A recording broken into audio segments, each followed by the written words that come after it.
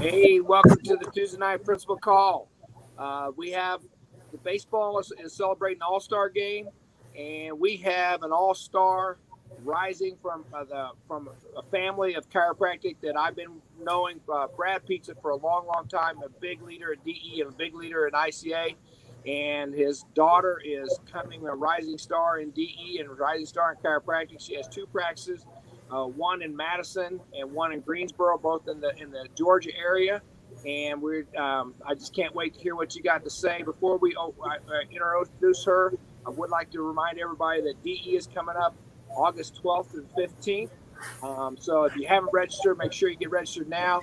We have DE in August in Atlanta, then we have DE in October in Atlanta, and then we're doing something different. The next two are January and April. They're both going to be back in Sarasota.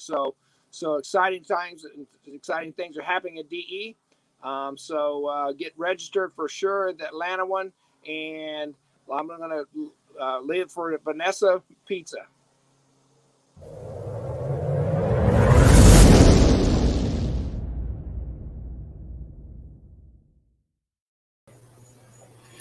Hey, you guys, happy Tuesday. We are 4 weeks out from DE. I am so excited. I can't believe it. I just wanted to say thank you to Dr. Andy for introducing me, and we are going to get started. So a couple of things. I have two practices in Madison and in Greensboro. I am a DE kid. I grew up in DE. I was in the diapers running up and down the aisles back in the day in the 80s. So I am so glad to be chatting with you guys here tonight. A couple of things I wanted to say to you guys that has been on my heart since the last DE is talking about congruency. So I'll get into that in just a second, but before I do that, I wanted to say a little bit about myself. My father is Dr. Brad Pizza. He is my mentor and my hero. I am so, so thankful for him and for the principles that Dr. Sid taught him through Dynamic Essentials and Living a Life of Lasting Purpose. So before we get started, I wanted to just talk again about congruency. We go to DE 4 times a year for shedding the husk, right? We go and we pick up things and we drop off things. And even if we hear the same speakers over and over and over again, we may hear things that connect with us or resonate with us, that hit us differently, depending on where we are in our lives. So for me, I wanted to share a little bit about my path with you guys. So we all have a story about how we got into chiropractic, right? Some of us are chiro kids. Some of us had a life-changing experience when we first got our chiropractic adjustment. We have different paths. We have different histories. And so predominantly, for a lot of people, I think they would assume that because my father was a chiropractor, that it would be an easy choice or assumption that I would choose chiropractic. And I'm just going to share this quick story with you. It was not so easy or not so obvious for me going through this path. As a chiropractor's kid, I always thought I wanted to be a chiropractor. Okay, so you grew up in DE, got adjusted the day you were born. All I knew was chiropractic. I had no idea that really any other healthcare profession existed until I started breaking bones. So with that being said, I really, really didn't know anything else outside of chiropractic. When I got to high school, I decided I wanted to try to go to nursing school. This is problematic for a couple of reasons. One, as a DE kid and a chiropractic kid, those principles were not congruent with the lifestyle that we grew up with, right? So not vaccinated, didn't take medicines, didn't go take pills and potions and lotions for all of the things. For a headache, you got adjusted. So when I went to nursing school, we had a big battle about the vaccine issue. After that, it came point to deciding whether I was going to stay in nursing school or not. And I have to tell you that the choice to go to nursing school was not congruent, right? So here I was trying to go to nursing school, and I had a different upbringing. I had a different way of thinking about things. So when I was in nursing school, I was banging my head against the wall every single day with pharmacology and everything else that I was taking in nursing school. So when the time came to go to clinicals, and they basically sat me down and said, in order to finish the nursing program, you have to be vaccinated, I called my dad and called Lou Briegel and a couple other chiropractic mentors of mine, and we had a long chat about what to do in this situation. And the thing that shook me the most was my father saying to get vaccinated. And he said, Vanessa, it's a means to an end. Go get the vaccines. We'll adjust the mess out of you. You'll probably be okay. And his statement to me was incongruent with the principles that I grew up with. So all along my path, it was a little bit of turbulence and ending in ultimately triumph. And that's another thing that I want to share with you is congruencies, turbulences, and triumphs, right? So I decided to, obviously, leave nursing school. I enrolled in chiropractic school in 2010. And when I got there, the first person I met at orientation was Robert Love. And we sat in a circle, and he said, hey, welcome home. You're in the right place. And from that moment on, I knew I was being congruent with my life. So it kind of took a little left turn, and we had some turbulent times. But we all have those moments in our life where I think that we have to sit back and really analyze, am I being congruent with what I believe? Am I being congruent with how my life should be? And so for me, my incongruencies caught up, and then we ended up going the right direction. Now, like I said, everyone has their own path on how they get to be a chiropractor, and that's how I got to or back to chiropractic, right? And then we also have these congruencies every day in our practice. Sometimes we get tempted by outside things, right? We get tempted by the nutritionists. We get tempted by the modalities. We get tempted by whatever it is, oils and things like that. And so what I really, really want to challenge us all is to think about the incongruencies or the congruencies and how we're living our everyday life. One of the biggest things I kept hearing over the last year was how much of a struggle 2020 was. And the pandemic, and do we wear masks, and should we get the vaccine, and what do we talk to our patients about? I have to be honest with this and just let everybody know 2020 for me was one of those triumph years, one of those triumph moments. I know that it was a turbulent time for many people. Lots of businesses went out of business. Lots of people lost their jobs. Some people even financially were destroyed, and that's just horrific. So for us as chiropractors and as DE chiropractors and principled chiropractors, we have to really ask ourselves, are we able to practice in a congruent way where we feel good about what we're doing in order to be successful? When we're in our practices and we have all these outside temptations and we have all these things that are pulling us left and right, it's really easy to get distracted. And I know that I'm not the only one who thinks like that.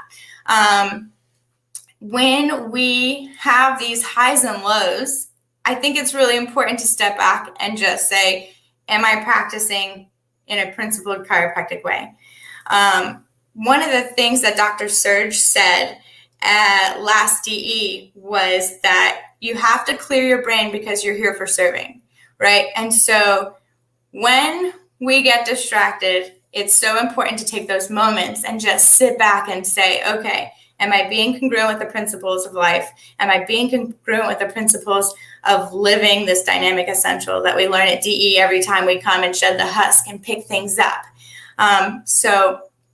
Another triumph that recently happened, I don't know if anybody here is a soccer fan. I am not admittedly the best soccer fan, but on Sunday, Italy played England and they triumphantly won in penalty kicks, and it was amazing. Like, Italy is going crazy right now, and I am so excited and so proud, mostly because I'm Italian, and that's what Italians do. We're just really proud of things. But that was a huge day for Italy, and that was an awesome celebration all weekend. Fast forward to this Monday, I'm on this extreme high of celebrating and everything's going on, and I hit a low. I hit a turbulent time. I get to my desk and I have not one, but 2 staff resignation letters sitting on my desk. So here's another turbulent time of my life, right? We are in this process of rehiring. And if anybody knows who has high volume offices and have a lot of staff, this can add some turbulence to your practice. Okay.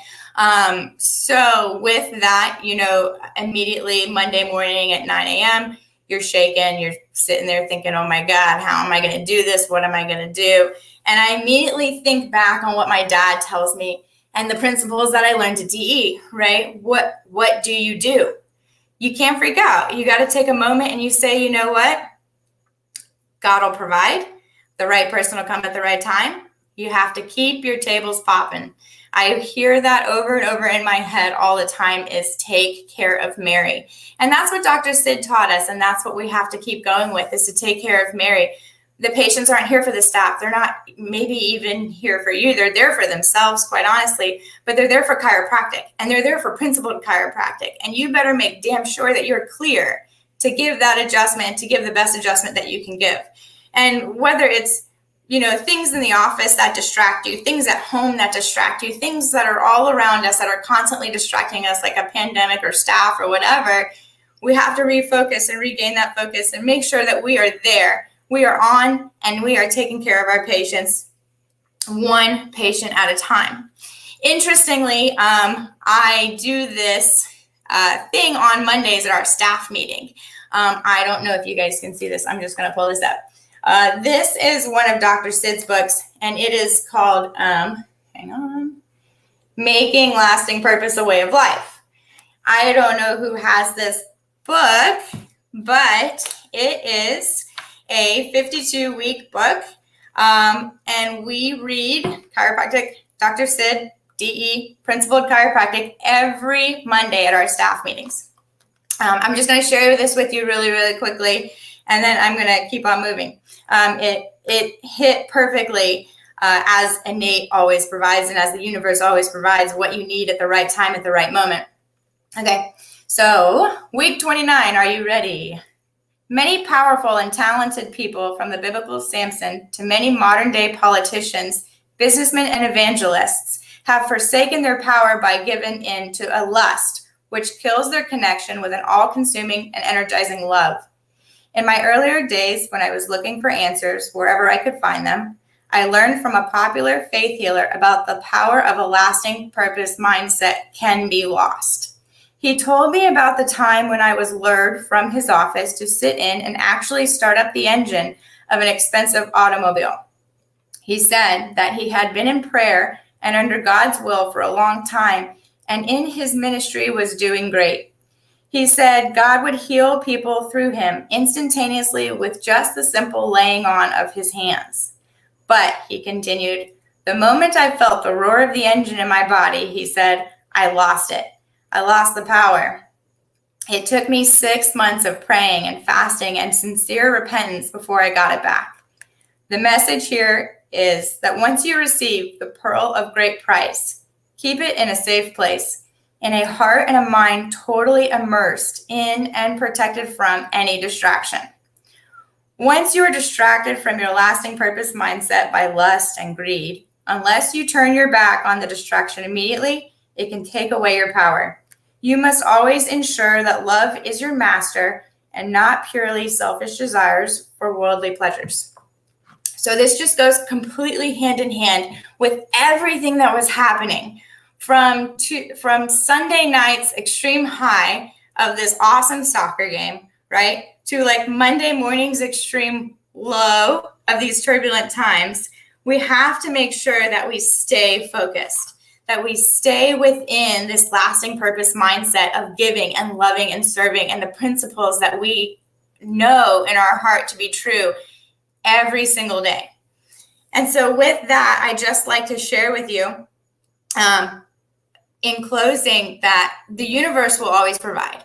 Well, no matter what turbulent times that you're going through, no matter what distractions that may be out there that you're facing, always focus on giving and loving and serving out of your own abundance. And these are the principles that Dr. Sid left us with, right? These are the principles that we have in our hearts that we carry with us every single day. And yes, there's distractions.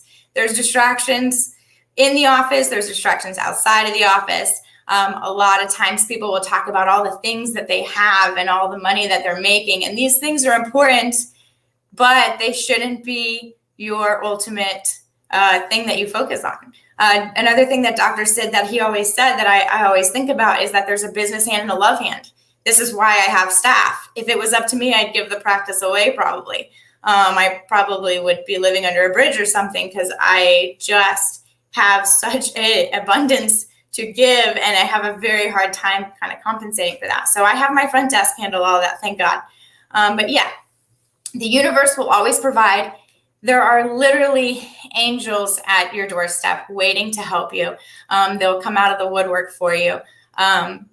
Last week we heard Dr. O'Brien talk about, his turbulent time and truly everything happens at the right time for the right reason. And we may not understand exactly what's going on in our life for that reason. But I can promise you one thing, if you keep the faith and turn the crank and testify chiropractic works, no matter what, you will be living in a life of congruency and you will be fulfilled and it will come back because everything is cyclical and everything comes full circle. And so with that, I want to leave you with the affirmation of week 29. And it is, I keep in my mind on the business hand. I am always loving, serving, and giving out of my own abundance. I keep the lasting purpose part of my mind free of all the material lusts. Even as I reach out for the other hand to partake in my opportunity for self-betterment, love remains my master. I never do or say anything that is not based in lasting purpose love. Love is my master. I am pleased to love, serve, and give out of my own abundance. I am never selfish. I am never exploitative.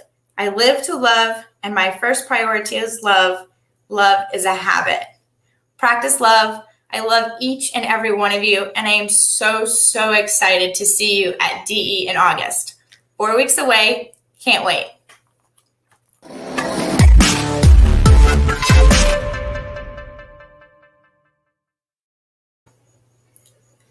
Four weeks away. Great job. Thanks. Hey, you're so right about distractions, especially in the summertime. Seems like there's distractions and people get other things to do, the camping, the boating, vacations, et cetera. And I love the way that you just kind of go back to what you were raised in, what your dad raised you up in DE, and you just keep going back to your roots. That's so amazing. And I know personally for me, Mindy Weingarten is on the Tuesday calls, and she always reads the chapter for the week of that book. But now for me, our staff meeting is going to include that every Monday. So I appreciate that little nugget. That would be awesome because I love that book. It just keeps you grounded all the time. Yeah, and not only us as the doc, but I think the staff too, right? So if they can't always make it to DE, or it's a weekly reminder for them as well to make sure that they're giving and loving and serving out of their own abundance. They're the first face they see when they come through the office. So we want to make sure that we're all congruent as a team. Absolutely. And that way they can hold us up whenever we get down or together. Yes. Yeah, absolutely. Great job. I really appreciate you. Your daddy did a great job. I'll tell you that right now. Oh, thanks. I'm very proud of you. He's got to be proud as hell. Thanks, Dr. Andy. Good night tonight, everybody. Love and appreciate y'all, and we'll see you in 4 weeks. 4 weeks. 4 weeks. Thank you.